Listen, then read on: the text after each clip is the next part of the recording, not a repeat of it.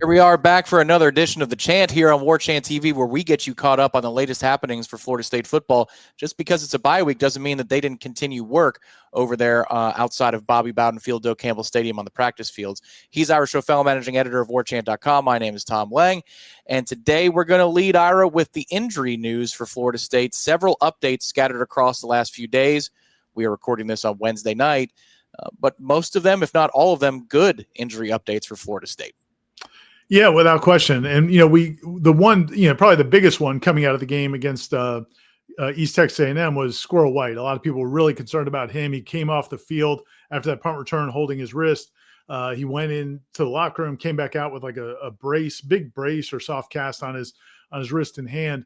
And we reported earlier this week, if people are at warchant.com on our message boards, we reported on the Tribal Council, I believe on Sunday or Monday, that we were hearing good news on Squirrel White, that it wasn't anything long-term, and that the expectation was he'd be back by the Virginia game, which is, just a couple weeks away, or the Miami game, which is right after that. But that's kind of that was big news that he'd be available at least for Miami and maybe Virginia as well.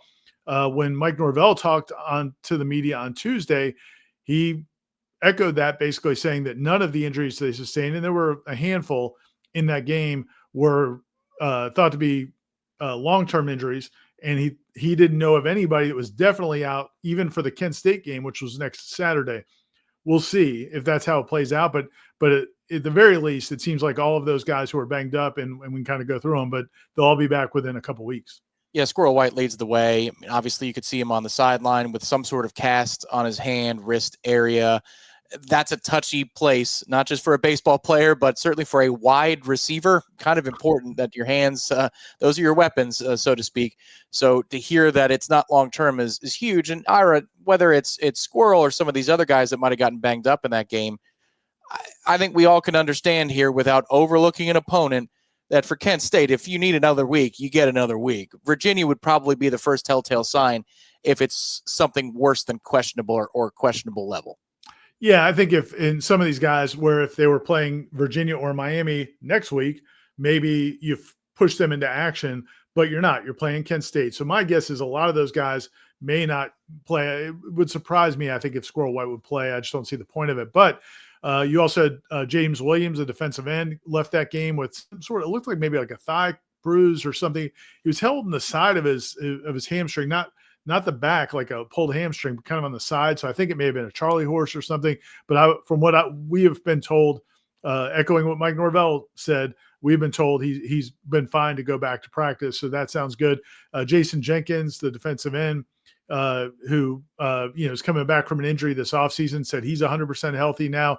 Stephon Thompson, linebacker, was shaken up in the game on Saturday.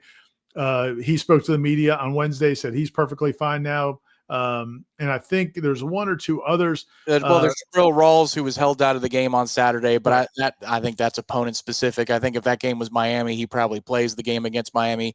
Correct. And then there's also the Randy Pittman ramp up, which we haven't talked about on the Chant, but that was something that happened way before the Alabama game. They looked at the calendar, they said, Randy, we need you for Alabama, and then go recover afterwards. And that seems to be on track as well. Yeah, and from what I was told, it's a meniscus, and sometimes with a meniscus you can play through it. Sometimes it's not even that painful. The way it was explained to me is sometimes you can feel something in there, but it may not even hurt. So when it happened earlier in camp, and they decided at the time, since he wasn't in pain, there was no reason to address it right away with such a huge game against Alabama. He played, looked great. I don't think he was in a great deal of pain in that game. And then they went ahead, just as planned, they went ahead and did the procedure, and he'll be back, from what I was told, within a matter of a couple of 3 weeks. So I think he's another guy that could be available, if not Virginia, then definitely by Miami. So again, when you hear it from Jason Jenkins himself that he declares his situation to be in the past, that puts the end to the book of will he play this year, and also what turned into a story of one of the most remarkable recoveries you'll ever hear for a serious injury. That he's got that Wes Welker, that Adrian Peterson mutant DNA. Cam Akers also. The mutant DNA that he is able to get back and bounce back not only for Alabama, but then play a game like last weekend. Like, you'd think that if there was any doubt, he could have not gone on the Randy Pittman plan. Just remarkable what's happened for Jason Jenkins. So what it looks like for Florida State is, as they get into conference play against Virginia a couple Fridays from now, certainly by the Kent State, by the Miami game the week after, they're going to be in pretty good condition. And again, I think that's on a bye week, Ira, what Florida State fans are probably most dialed into is, we going to be good by the time we get into games that really count for something again? Yeah, and you just always got to knock on wood. We all know that injuries can happen at any time, and they can greatly change your season. And right now, knock on wood, they're in really good shape. And now you got to get through this next Kent State game, and then now you're into ACC play, and the stakes certainly rise at that point. We got to give that George Henshaw guy a little bit of credit. It's almost like he's Coach Ball or something, Ira, but he spoke earlier this week in the weekly feature that you can find on warchant.com, which is Henshaw's House. Subscribers only for that piece. It's worth it. I highly recommend you join us for that Q&A, the back and forth between Ira and Coach George Henshaw. He had hinted at that if it were him in a bye week, and if it were him even next week for an opponent like Kent State, you would litter those practices with at least segments of preparation for future opponents, namely Miami, but then also Virginia. Sounds like Florida State is doing just that this week, and Mike Norvell alluded to it in his two availabilities. Yeah, it's funny. Like, coaches almost never want to admit that. They'll always say the next game is the most important game, and we're not looking ahead past anybody. But Coach Henshaw, again, for people that haven't been on the site and read the content, longtime college and NFL assistant coach, was with the Titans and the Saints, a bunch of teams in the NFL, also coached at Florida State under Bobby Bowden, played for Bobby Bowden at West Virginia, has been around the sport for, we're talking decades and decades, not to age my guy, but a wealth of experience. And we do a piece every week where he offers his insights into FSU football, what he sees from outside the locker room, but just a really good perspective. And he said, the way this schedule sets up, it sets up perfectly, and the way he would handle it, and Mike Norvell didn't get into specifics, but the way Coach Henshaw said he would handle it is this week, the week we're in right now, start doing some stuff for the Miami game, which sounds weird because the Miami game is actually after. It's the third game in the row between Kent State and Virginia, and then Miami. But he said he would go just do a few concepts that might be helpful, just to kind of, and let the guys know that, like, don't hide it from them. Tell them, hey, we're going to put in some stuff for Miami now, because that'll give them in their mind, hey, we're already ahead of our prep for Miami. And then when they get to that week, they'll be able to say, we know these concepts already. You've already installed them. So now they'll be able to hit the ground running for that game. Then next week, when you've got Kent State, who's probably the worst FBS school in the country, not too far off from East Texas A&M, put in some stuff for Virginia, because it'll be leading right into that Virginia week prep. Again, this is usually kind of thing a coach doesn't really want to admit.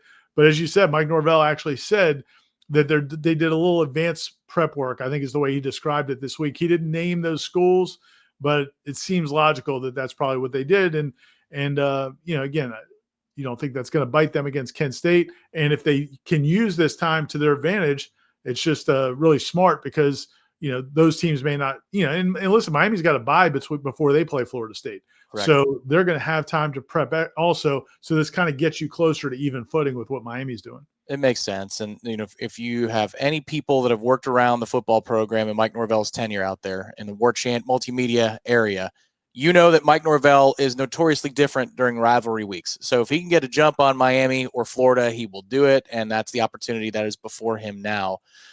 We have more serious news to attend to before we sign off on this edition of the Chant. There's an update, the developments of the criminal investigation surrounding the shooting of Florida State freshman linebacker Ethan Pritchard, who remains in critical but stable condition as we record this on Wednesday night, September the 10th. Ira, what have you learned in the last day and are reporting on, obviously, for warchant.com? Yeah, so they held a joint press conference over in Gadsden County with the FDLE. They led the investigation. Florida Department of Law Enforcement led the investigation, but with the help of all these other police agencies, Tallahassee Police, Leon County Sheriff's Office, Gadsden County Sheriff's Office, Havana City Police, and other supporting agencies have been working this case since Ethan was shot. It was the day after the Alabama game, and they've made 4 arrests now. They announced that on Wednesday. They basically served 4 search warrants, raids Wednesday morning, all simultaneously, so word didn't get out. And they made 4 arrests, 3 young men, and a juvenile. And then they also gave details about what they think led up to the shooting. And it's what we had heard. Earl Pritchard, Ethan's dad, gave an interview early on to a police or a television station down in Central Florida where Ethan is from. And he said he was driving his aunt to her apartment in Havana, Florida, and sounded like it was mistaken identity. And that's what the police said. They've done their investigation. They've spent over a week now talking to just people in the community who might know something about it. They've used surveillance videos that they found throughout the community, talked to a lot of different people, and they pieced together what they think happened. And it sounds like there's a shooting 5 days before Ethan was shot. A young man was shot in Havana, and they think this was a retaliation to that. And the car that was seen in that initial shooting was very similar to Ethan's car. So it's just an awful situation where he is dropping his aunt off at this apartment complex. He's seen by these people who are already looking for this type of car. They see it. It was described as a volley of gunfire. And Ethan was struck in the back of his head, and he's still in critical but stable condition. So, but they did make the arrests. The police said that Earl Pritchard, Ethan's dad, was very relieved to hear that the arrests were made. It doesn't sound like they expect any more arrests to be made. This is kind of it, but they emphasized over and over and over in the press conference that Ethan was not the intended target, didn't know anything about these people. They don't know him. It was just the worst possible time. One of the police officers described it as a perfect storm of mistaken identity. And it's hard to say it makes it any more tragic, but it really just accentuates how tragic this was. That he totally a victim of random violence that he had nothing to do with. And but they did make 4 arrests, three men and a juvenile. And now we'll see. I guess how the court system takes that on. It would shake any football program, any organization, any family to the core, this type of story. And I say that before I say that clearly Mike Norvell had a special relationship with this specific player in Ethan Pritchard. That came across very clearly in Saturday's postgame press conference where Ira, you were in the room, and he couldn't shake off the emotions he was feeling after the questions. And I don't mean that in a trite way, but he has questions about this very serious matter, followed by another handful of questions, half dozen questions about football. And you could tell that Mike Norvell had a very hard time transitioning from speaking on Ethan Pritchard and Earl Pritchard back to what Florida State did on the football field as it faced East Texas A&M. There's clearly a personal bond here that I think is above the mean for a player and a coach, especially in this day and age of college football. Pritchard is beloved by Mike Norvell and people in that program.